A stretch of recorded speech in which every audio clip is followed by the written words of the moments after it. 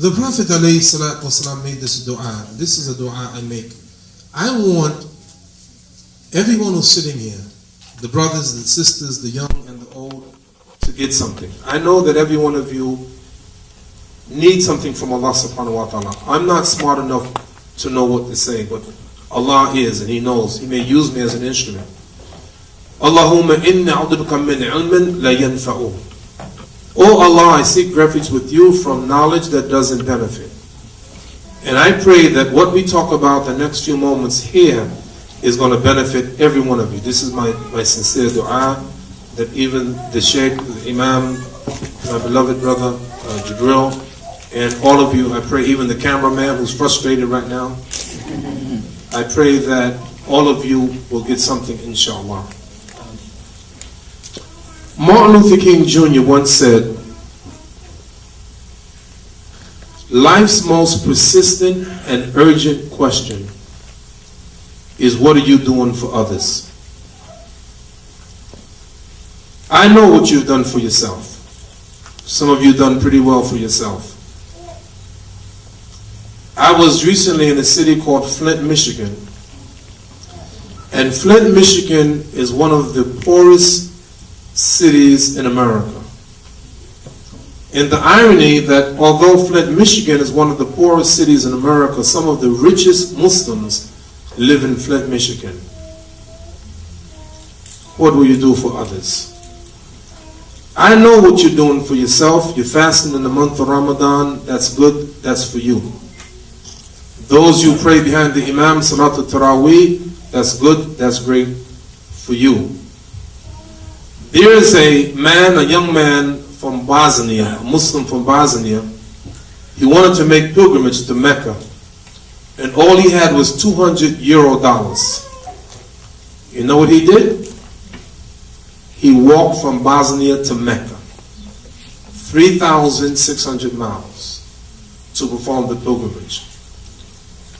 Took him 200 and something days. At night he spent in masjids and some schools and some of the homes of people. The Turkish government heard what he did, and they paid his way back to Bosnia after the pilgrimage. As great as that was for him. And that's a tremendous undertaking. I drove from New York City to Atlanta, Georgia, 900 miles. And I was tired when I got there. That's driving. Imagine walking 3,600 miles. But as great as that was, a great feat as that was for him. What will you do for others? There are over 1,400 billionaires in the world. 1,400 billionaires in the world. 440 something of them are in the United States. 1/3 of all the billionaires in the world live right here in this country. Some of them are Muslims. That's good. Allah has never put a limit on how much money you can make. No one can show me from Quran or Sunnah that you can only make X amount of money. No, never. You won't find that, but you will find this. That the Prophet, peace and blessing be upon him, said, لا تزوموا قدم عبد يوم القيامة حتى يسأل عن لا تزول قدم عبد. The feet of the servants of Allah on the day of judgment will not move until they ask questions. I just want to mention 2 of the 5 questions they ask. عن ماله, about their wealth. من أين اكتسبه وفيما أنفقه. How did you earn it? Not how much you have. How did you earn it? Because the Prophet said, إِنَّ اللَّهَ تَعَالَى تَعِيبٌ لَا يَقْبَلُ إِلَى تَعِيبًا. Allah is good and He only accepts that which is good. We don't want your money if your money is haram. We don't want people selling drugs and think that Allah wants the drug money. We don't want people selling alcohol or khanzir, pork, or any of that, or gambling. Allah doesn't want that. He wants the money, but He doesn't want money that is haram. So number 1, من أين اكتسبه, how did you earn it? Number 2, وفيما أنفقه. And number 2, how did you spend it? So life's most persistent and urgent question is, what are you doing for others? You may become one of the billionaires, Allahu Alam. But the real issue is, after you become billionaire, then what? Brothers and sisters, Allah has blessed us in ways that you cannot even begin to imagine. أعوذ بالله من الشيطان الرجيم ألم تروا أن الله سخر لكم ما في السماوات وما في الأرض. Don't you see that Allah has subjected for you everything in the heavens and earth? Allah has subjected for you everything in the heavens and the earth. Let's take a dog. When you look at the dog, even though Muslims, they don't like dogs, but look how Allah has subjected the dog for us. Do you know that some dogs have smell sense millions of times more sensitive than human beings? They are training dogs right now to smell the breath and the urine of men to determine if they have prostate cancer. SubhanAllah. Me and my wife went to Australia, and when we went to the baggage claim, there was a security man with a dog, and the dog was smelling the luggage of all the passengers, and the dog was smelling my wife's luggage, but he wouldn't leave. He just kept smelling it. And I know that he's looking for one of 3 things. Number 1, he's looking for drugs, so I started looking at my wife. Or he's looking for explosives and bombs, I started walking away from my wife. Or they're looking for food. And sure enough, my wife had food in her luggage, because they don't allow you to bring food into Australia. And that dog was able to pick up the scent of the food in the luggage.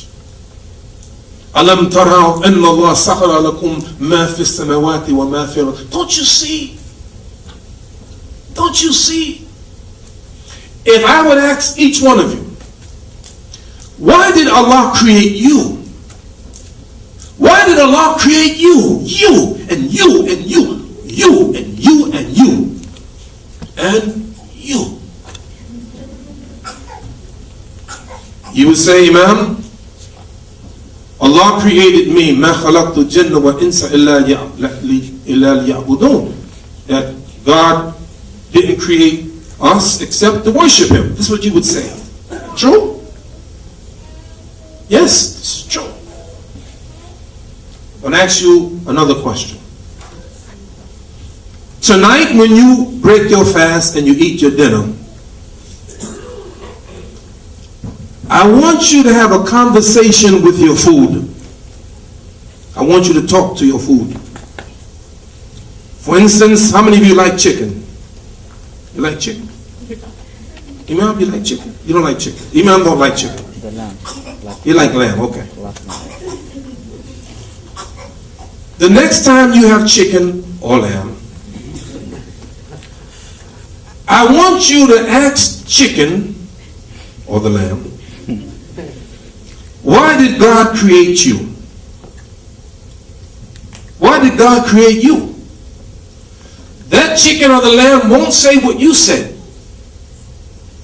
but rather they will say this: I have lived for 4 years, I have eaten and drinking just for this night to be on your plate so that you can enjoy a meal made out of me for one night.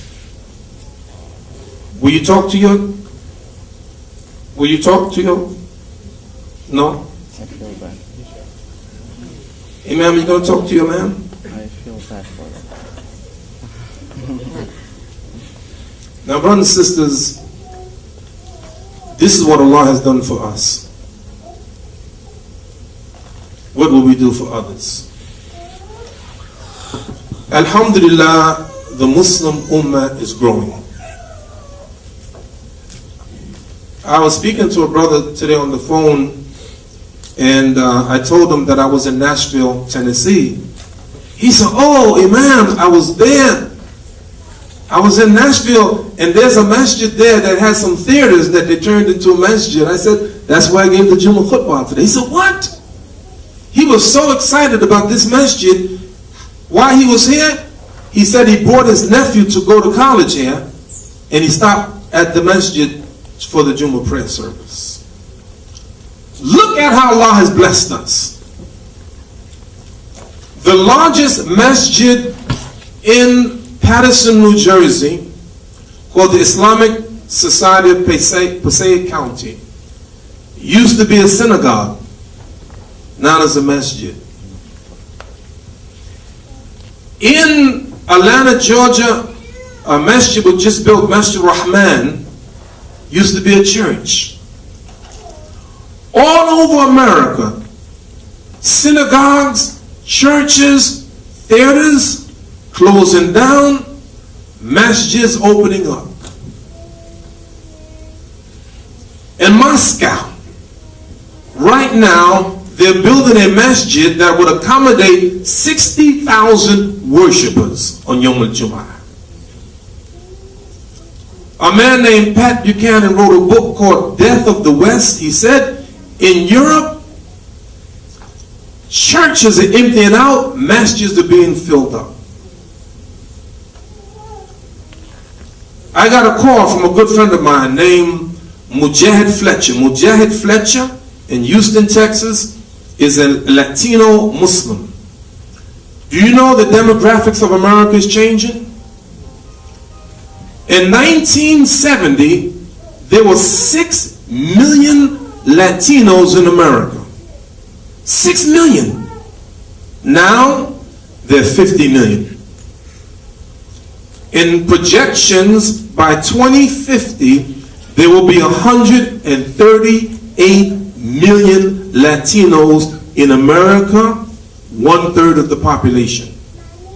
How many Latino Muslims do we have here today? Latino? One? Allahu Akbar. What country?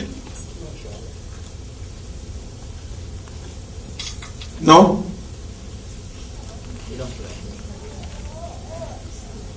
So he called me. Mujahid Fletcher called me and said, "Imam Siraj, I have some news for you." For the first time in the city of Houston, Texas, there's a masjid there. And I gave the Jummah prayer in Spanish.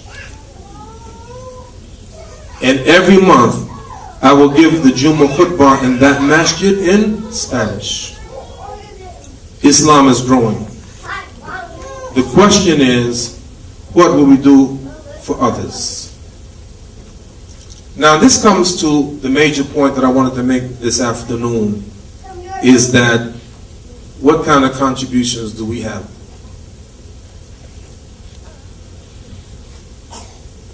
Brother Jibril, you've given khutbahs here, right? How many of you've heard him give khutbah? How many heard the Imam Ahmed lead Salat? I'm going to ask you 2 questions. What gives the ability of Brother Jibril to speak? How is he able to speak? How is he able even to walk? The Imam, how is he able to recite Al-Quran? How? What's the answer? What's the answer? What's the answer? How? How can he speak? Huh? Allah? Yes, you're not incorrect, but that's a little bit simplistic. The answer is right, but that's a little bit simplistic. I would argue the only reason he speaks, and the only reason he walks, and the only reason he recites Quran is because they have seen others, they have heard others. And I would argue that if he never heard anyone speak, he would not speak. If he never heard anyone recite Quran, he would never recite Quran. If he never saw anybody walk, he wouldn't walk. You say, no, Imam, that's not right. I am right, and I'm going to prove it to you. When you get a few moments, how many of you have a smartphone? MashaAllah. MashaAllah. I want you, a little bit later, when I'm finished the speech, when you go back home on your computer, on your smartphone, I want you to look up something. It's called feral children. F-E-R-A-L. Feral children. F-E-R-A-L. What is a feral child? There's been 100 cases of feral children. A feral child is a child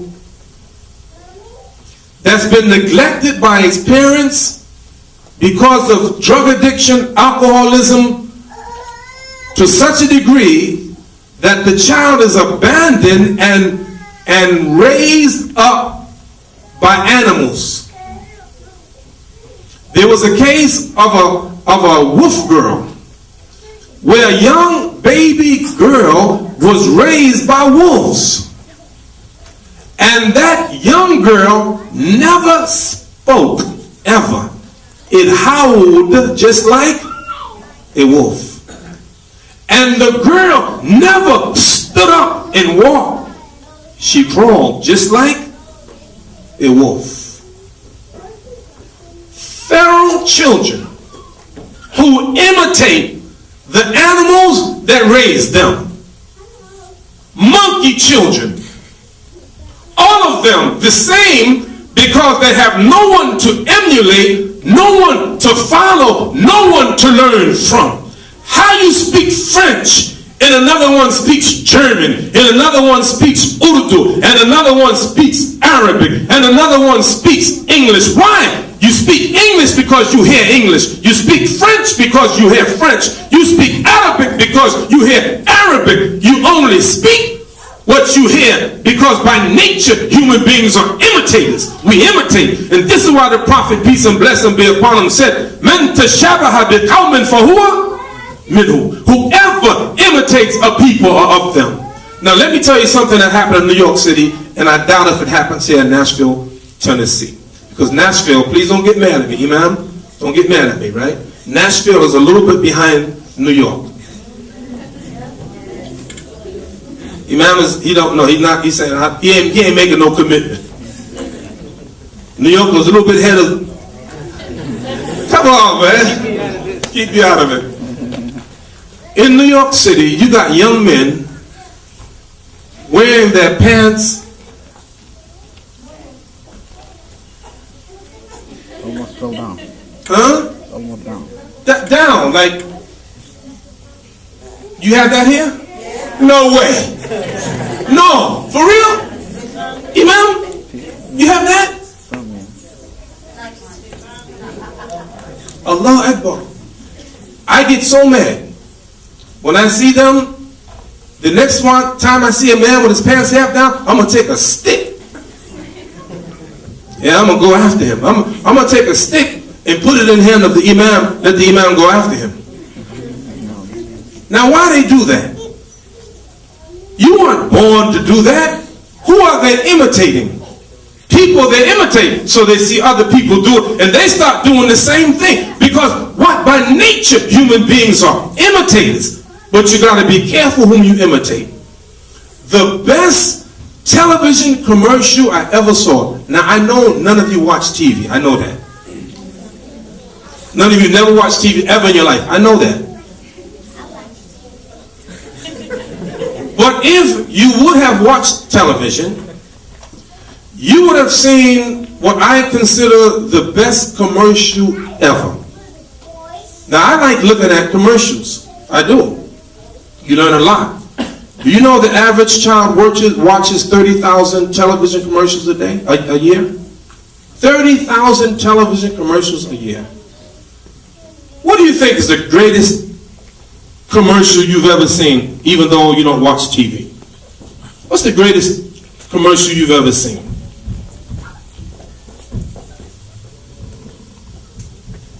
Let me tell you mine, what I think is the greatest commercial ever seen.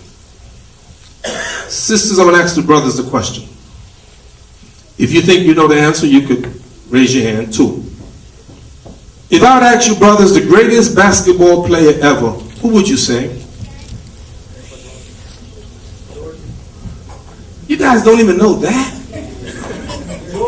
Jordan, okay. Who said Michael Jordan? Sister raised her hand, mashallah. Michael Jordan, one of the greatest basketball players, arguably one of the greatest players. Now, I know what the Imam would say. No, Hakeem Olajuwon. I know. Abdul Kareem Jabbar. Yeah, I know. One of the greatest commercials ever. See if you ever heard of it. Michael Jordan comes dribbling a basketball with children around him. How many have seen that commercial? What did it say? I don't remember what he said. Yes, you do. I've seen it, yes. Yes, you do. What did the commercial say? What's the whole theme of that commercial? Sister? Huh? Yeah, say it again. Be like Mike. Be like Mike. Be like Mike. Be like Mike. Michael Jordan has made a lot of money playing basketball, but he has made more money in endorsing products.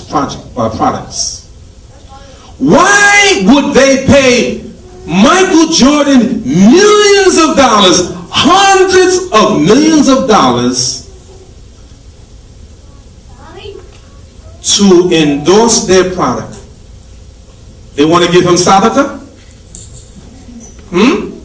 They want to give him sadaqah? They want to give him charity? No, why?